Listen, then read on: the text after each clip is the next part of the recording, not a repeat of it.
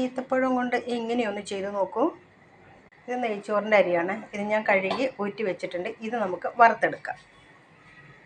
ഇത് ഞാൻ വറുത്തെടുത്തിട്ടുണ്ട്. അതിൻ്റെ കൂട്ടത്തിൽ ബദാം, ഈ നട്ട്സുകളും വറുത്തെടുക്കണം. ആ നട്ട്സാട്ടോ ഇതിലെല്ലാ ഐറ്റംസും ഉണ്ട്. ബദാമുണ്ട്, അണ്ടിപ്പരിപ്പുണ്ട്, എല്ലാം ഉണ്ട്, പിസ്തയുണ്ട്. ഇതെല്ലാം കൂടെ ചേർത്തിട്ടാട്ടോ വറക്കുന്നത്.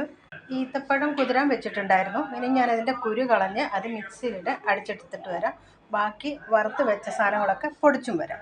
അപ്പം ഞാൻ ഈത്തപ്പഴം അരച്ചു. ഈ പൊടികളെല്ലാം അരിയും മറ്റേ നട്ട്സ് എല്ലാം കൂടെ പൊടിച്ചെടുത്തിട്ടുണ്ട്.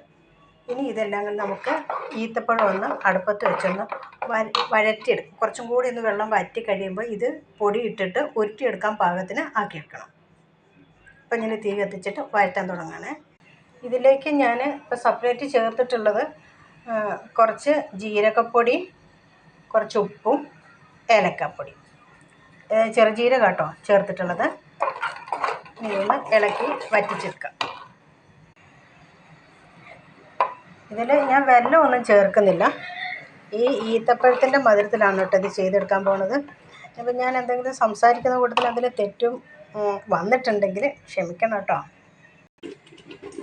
വേണ്ട തെറിക്കുന്നുണ്ട്, ഇതിൻ്റെ അടുത്ത് നിൽക്കാൻ പറ്റുന്നില്ല.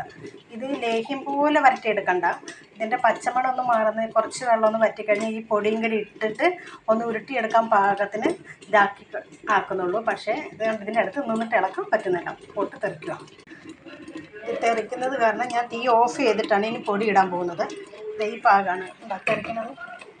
തീ ഓഫ് ചെയ്യട്ടെ, അല്ലാതെ ഇതിലേക്ക് ഇടാൻ പറ്റില്ല. ഇനി ഞാൻ പൊടി ഇടുകയാണ്.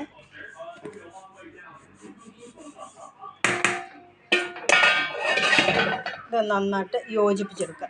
ഒറ്റക്കയിൽ ഫോൺ പിടിച്ചിളക്കാൻ പറ്റത്തോണ്ടാണ് കേട്ടോ അത് ഇളക്കുന്നത് കാണിക്കാഞ്ഞത്. അപ്പോൾ ഇതെങ്ങനെ ഇളക്കി ഈ പാകത്തിനായിട്ടുണ്ട്. ഇത് ഇങ്ങനെ ഉരുട്ടാൻ പാകത്തിനായിട്ടുണ്ട് കേട്ടോ. ഇനി നിങ്ങൾക്കിത് ഏത് ഷേപ്പിൽ വേണമെങ്കിലും ആക്കാം. ഞാനിതിപ്പോൾ ഉരുളയാക്കി വെക്കാൻ പോവുകയാണ്. അതൊന്ന് തണുത്തിട്ട് ഉരുളയാക്കാൻ പറ്റുള്ളൂ. എല്ലാവരും ലൈക്കും ഷെയറും സബ്സ്ക്രൈബും ചെയ്യാൻ മറക്കരുത്. അപ്പോൾ ഇനി അടുത്ത വീഡിയോ ആയിട്ട് നമുക്ക് വീണ്ടും കാണാം. ഇനിയിപ്പോൾ ഞാനിത് ഉരുട്ടി വെച്ചിട്ട് കാണിച്ചു തരാം കേട്ടോ.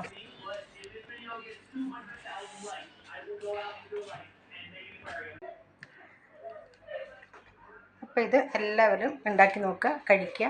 നമ്മുടെ മക്കൾക്കൊക്കെ ധൈര്യമായിട്ട് കൊടുക്കാം, കാരണം ഒരു കെമിക്കലും ഇല്ല. അപ്പോൾ എല്ലാവരും അഭിപ്രായങ്ങൾ പറയുക. ആരും അഭിപ്രായങ്ങളൊന്നും പറയുന്നില്ല കേട്ടോ.